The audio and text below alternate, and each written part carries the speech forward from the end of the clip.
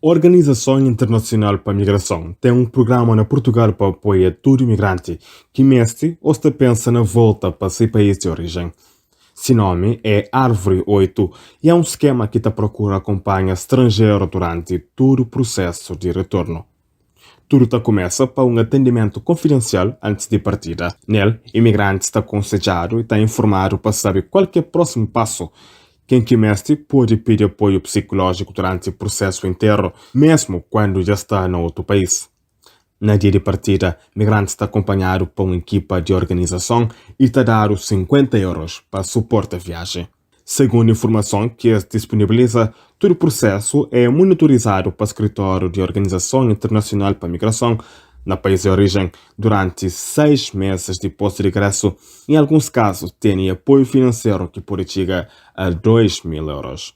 Aquele programa ali funciona desde 1997 e naquela versão atual dura até dezembro de 2022. Dúvidas sobre o processo podem ser resolvidos no site retornovoluntario.pt.